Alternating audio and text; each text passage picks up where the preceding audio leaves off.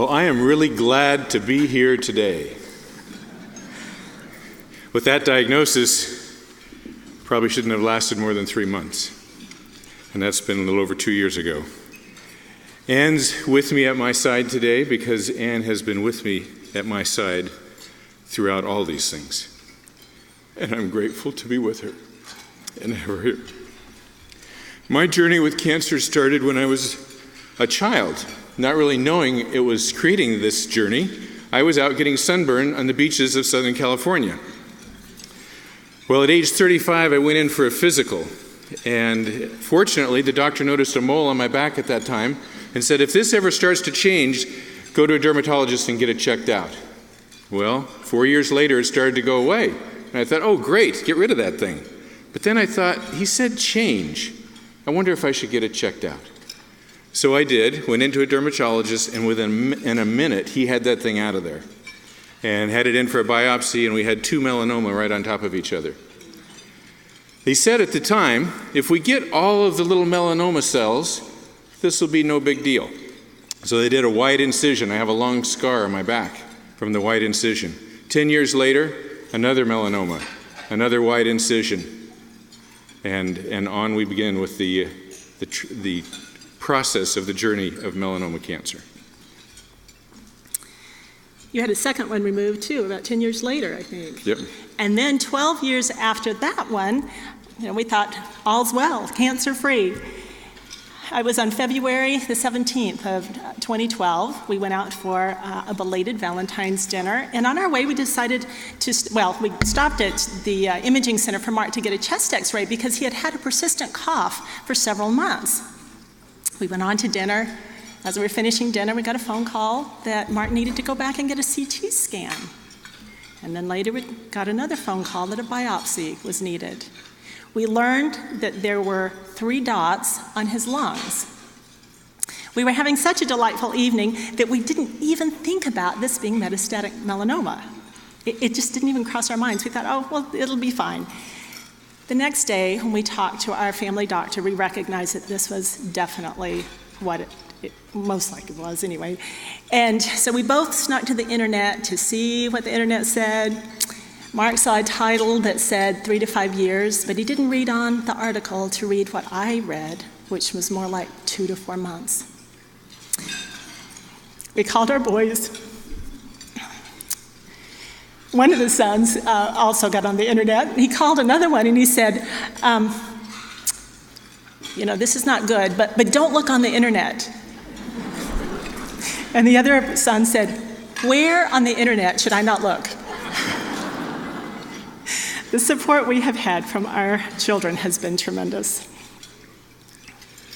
This started a series of scans. The day after our PET scan, we got a call from Providence saying, we would like you to come to the emergency room right now. And I was at the office at the time. Tyler was sitting across the desk from me, one of my sons. And he said, well, I can take you, and we'll meet Mom there. And on the way out, Michael came out of his office and said, where are you going? We said, to the emergency room. I said, oh, I want to go. And so we all went together to the emergency room. And when we got there, there was about 50 people in the waiting room. We thought, oh, this will be a long wait. And we told them why we were there, and within 3 minutes, they had us back in a room and hooking up all the wires. They did the vitals all at the same time. They hooked on the EKG, did that, took blood, hooked up the IV. Within less than 10 minutes from arriving there, we were ready to go for something. But unfortunately, or fortunately, I guess, the vital signs and everything were okay. There wasn't anything wrong, so they weren't sure what to do. So they went back out and counseled with the other doctors, and for 2.5 hours we waited there. We had a really fun time, though. We were just visiting together.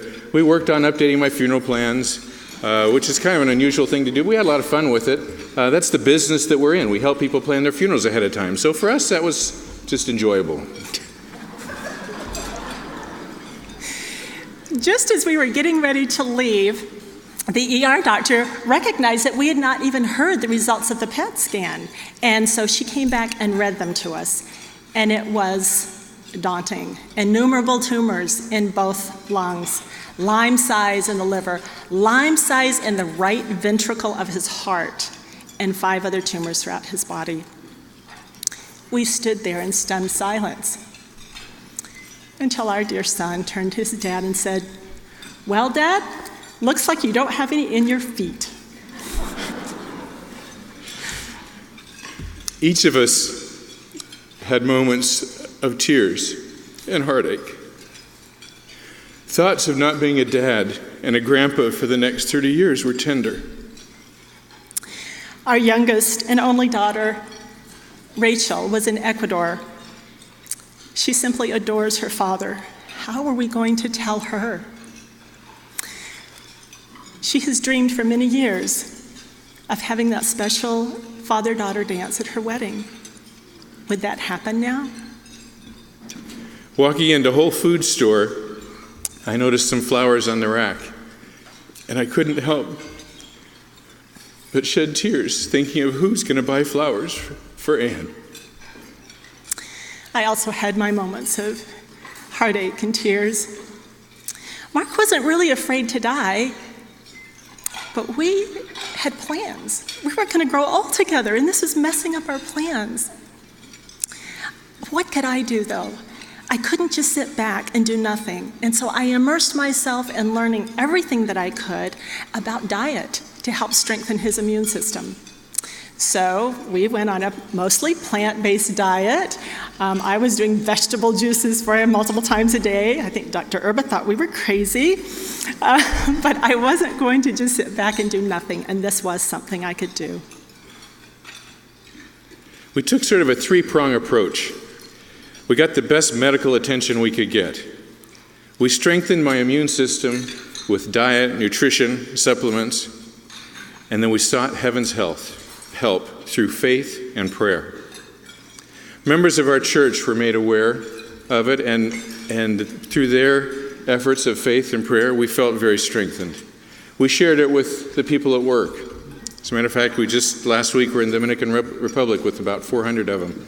And again, their support and love and faith and prayers of many faiths in our behalf were a great support of strength and help.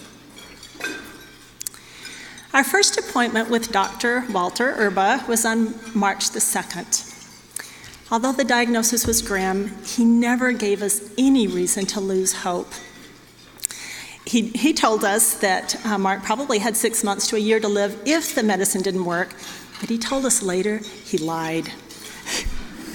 He said, "I didn't have the heart to tell you. I didn't think you'd make it more than 3 months." He did tell us, though, that if we had come in earlier, 5 years earlier, it would have been a short conversation. "I'm sorry, get your affairs in order." But now, because of research, we had hope. There were medicines available. Some only had a 5 to 10% chance of cure, but even then, he was of the opinion, well, why couldn't you be in that 5 to 10%? Why couldn't you be the one to hit the home run? His best hope, though, right now, with the tumors as large as they were, was to get those tumors to shrink. And there was a medicine that had only been FDA approved for about 7 months, Zelboraf. And it had shown very positive results in shrinking tumors and giving patients about 5 more months, some, of course, longer. Mark had to have a certain BRAF mutation to be able to use this drug for it to work, so they sent the labs in.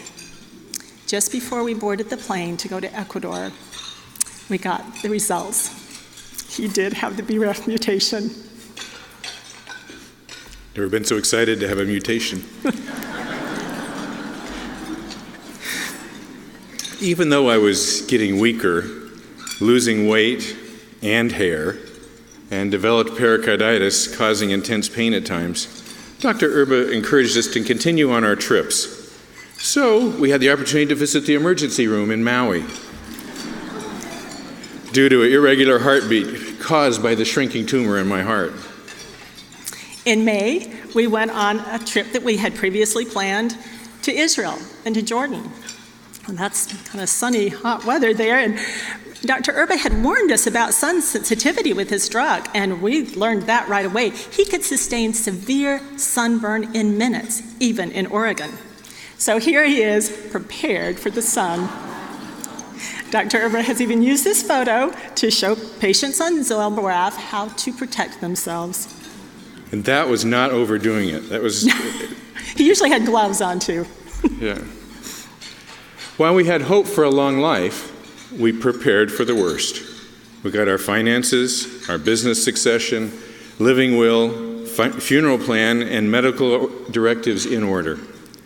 We packed in family vacations and memorable times with our children and grandchildren. While we had hope for a miracle, we created all the family memories we could. In September, Mark had another PET scan. This time, it showed absolutely no tumorous activity.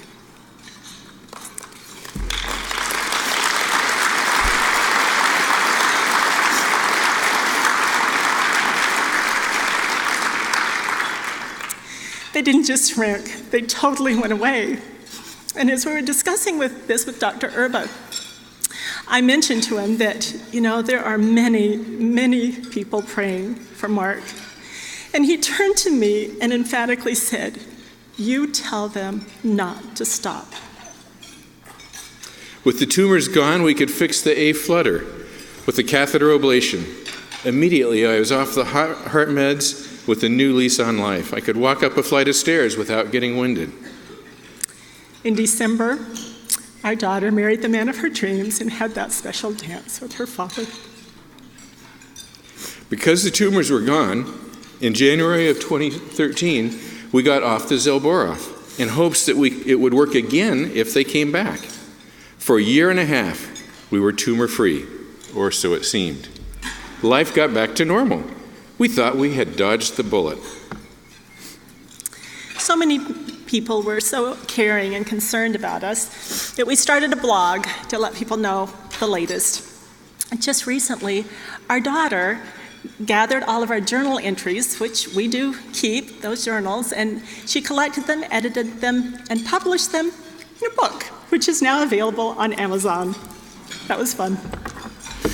Oh, how we hoped we'd simply been done with the cancer and that it would be over with, but that was not to be. February of this year, I began having discomfort in my abdomen. We went and had a PET scan in March, which revealed we had a large tumor on my left adrenal gland and 7 others throughout the soft tissue of my body. Well, we'd used the BRAF inhibitor before, so now they have a new and improved one due to research. So we got the new and improved one, added to it a MEK inhibitor to do at the same time, and 3 days after starting the medication, the pain went away. The side effects have been minimal. It's been great. We've been on a little over a month now, but we have great hopes that this drug will work again. With the support of a loving family and friends, with the care of an amazing oncologist, and all those at Providence that have been so kind to us, with research and with heaven's aid, our hope that Mark will be here for many years to come to be husband, father, and grandfather in our beautiful family. We do have that hope. I'm so grateful to be here, alive. I would not be standing here today, though, without the incredible work and the brilliance of the Providence medical team, and of one man in particular. Humble, dedicated, and filled with unwavering hope, this doctor has spent his life studying cancer, conducting research forward on immunotherapy, activating the body's own immune system against cancer, and working every day to save the lives of people just like me. He is a leader in his field. So much so that the Oregon Historical Society recently announced that he will receive one of 4 2014 Oregon History Makers Medals.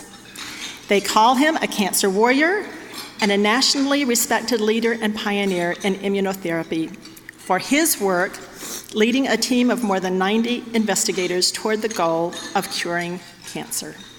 Ladies and gentlemen, it is our honor to introduce Dr. Walter Erba.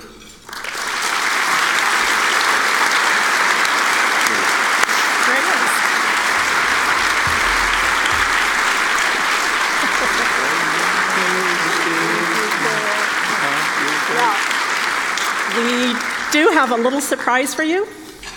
We are so grateful for all you've done. We asked a few of our friends and family if they could help out, and so we have a $10,000 gift to go for you and your foundation. Thank you so much. Thank you. You did a great job.